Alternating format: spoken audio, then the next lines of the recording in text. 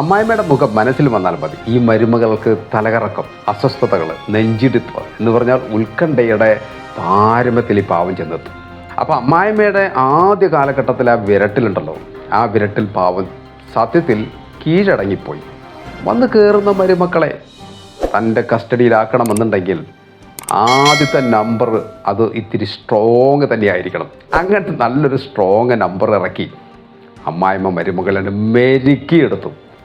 പാവം മരുമകളാണെന്നുണ്ടെങ്കിൽ ഭയത്തിന് master degree എടുത്തുള്ളതാണ്. സത്യത്തിൽ ഈ മരുമകൾ മാസ്റ്റർ ഡിഗ്രി ഉള്ള കുട്ടിയാണ് കേട്ടോ. PG ഒക്കെ നേടിയിട്ടുള്ള കുട്ടിയാണ്. ഇപ്പോൾ പോസ്റ്റ് ഗ്രാജുവേഷനൊക്കെ നേടിയിട്ടുള്ളതാണ്. കെമിസ്ട്രിയിലാണെന്ന് മാത്രം. അപ്പോൾ വിദ്യാഭ്യാസ സമ്പന്നയായിട്ടുള്ള ഈ മരുമകളെ പോലും അമ്മായിമ്മയ്ക്ക് അത്രമാത്രം വിദ്യാഭ്യാസമൊന്നുമില്ല. എന്നിരുന്നാലും അമ്മായിമ്മയുടെ വിരട്ടിൽ സത്യത്തിൽ ഈ പാവം വിദ്യാസമ്പന്നയായിട്ടുള്ള ഈ പെൺകുട്ടി കുടുങ്ങിപ്പോയി, കീഴടങ്ങിപ്പോയി എന്നുള്ളത്. ഭർത്താവാണെങ്കിൽ ഗൾഫിലാണ്. ഈ പെൺകുട്ടി ആ റോളൊക്കെ ചേഞ്ച് ചെയ്തപ്പോൾ, പ്രത്യേകിച്ച് കല്യാണം കഴിഞ്ഞ റോൾ ചേഞ്ച് ചെയ്യുള്ളൂ.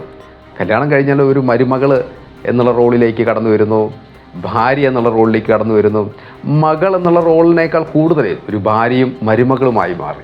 പക്ഷേ ഈ ഭാര്യയായിട്ടൊക്കെ ഒന്ന് ആ റോളൊക്കെ നന്നായിട്ട് കൈകാര്യം ചെയ്യാൻ പറ്റുന്ന ഭർത്താവുമായിട്ടൊക്കെ നല്ല സ്നേഹത്തിലൊക്കെ ഉണ്ട്. അതുകൊണ്ട് ആ റോൾ വലിയ കുഴപ്പമില്ല. പക്ഷേ ഒരു മരുമകൾ എന്നുള്ള റോൾ കൈകാര്യം ചെയ്യാൻ അതിനുള്ള PG ഒന്നും ഈ പാവം എടുത്തിട്ടില്ല. അപ്പം അതുകൊണ്ട് തന്നെ അമ്മായിമ്മ എത്ര ഗഡ്സുള്ള കൂട്ടത്തിലാത് പറയും.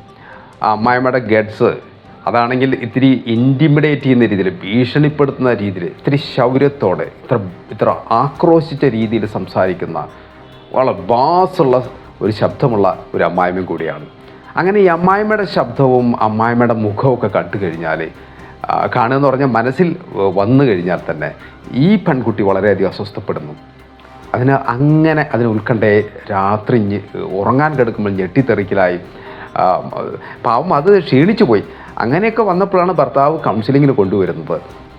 അപ്പോൾ ഇവിടെ സത്യത്തിൽ ഇവിടെ അമ്മായിമ്മേനെ സംബന്ധിച്ചിടത്തോളം അങ്ങനെ ഭീഷണിപ്പെടുത്തി കീഴ്പ്പെടുത്തണം എന്നുള്ള അർത്ഥത്തിലൊന്നും അല്ല. അതൊരു സാധാരണ രീതിയിൽ തന്നെ ചെയ്തതാണ്. പക്ഷെ അത് ഇത്തിരി കൂടിപ്പോയി എന്ന് മാത്രം. അതിൻ്റെ ശൈലിയുടെ അതിൻ്റെ ഭാഗമായിട്ട് ഈ പെൺകുട്ടിക്ക് അമ്മായിമ്മയുടെ മുന്നിൽ നിൽക്കുമ്പോഴേക്കും ഭയം നിറയ്ക്കുകയാണ്. അതിന് ഒരു നല്ല രീതിയിൽ കമ്മ്യൂണിക്കേറ്റ് ചെയ്യാൻ പറ്റുന്നില്ല എന്നുള്ളത്.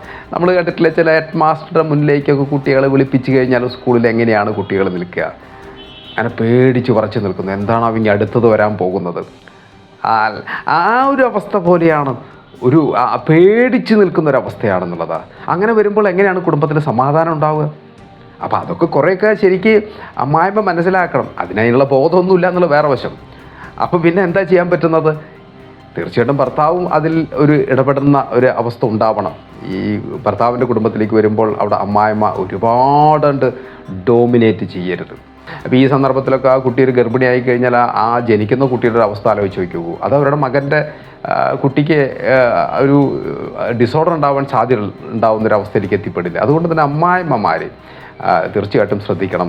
കല്യാണം കഴിച്ചു വരുന്ന പെൺകുട്ടികൾ ഒരുപാട് ഭയപ്പെടുത്തുന്ന രീതിയിലുള്ള ശബ്ദവും ബോഡി ലാംഗ്വേജ് ഒന്നും പാടില്ല. ഇത്തിരി സോഫ്റ്റായിട്ട് സാമ്യമായിട്ടൊക്കെ സംസാരിക്കുകയും, അവരൊക്കെ ഇത്രയും ബോൾഡാവട്ടെ. കുറച്ച് കാലങ്ങളൊക്കെ കഴിഞ്ഞാൽ 2, 3, 4 വർഷമൊക്കെ കഴിഞ്ഞാൽ അവരതിനവർക്ക് സമരസപ്പെടും, ഇത്തിരി കോൺഫിഡൻ്റ് ആവും. ആ സമയത്തൊക്കെ ആവാം. പക്ഷെ വന്ന് കയറിയ വഴിക്ക് ഇങ്ങനെയൊക്കെ ചെയ്തു കഴിഞ്ഞ് തീർച്ചയായിട്ടും കടന്നു വരുന്ന പെൺകുട്ടി തകർന്നു പോകും.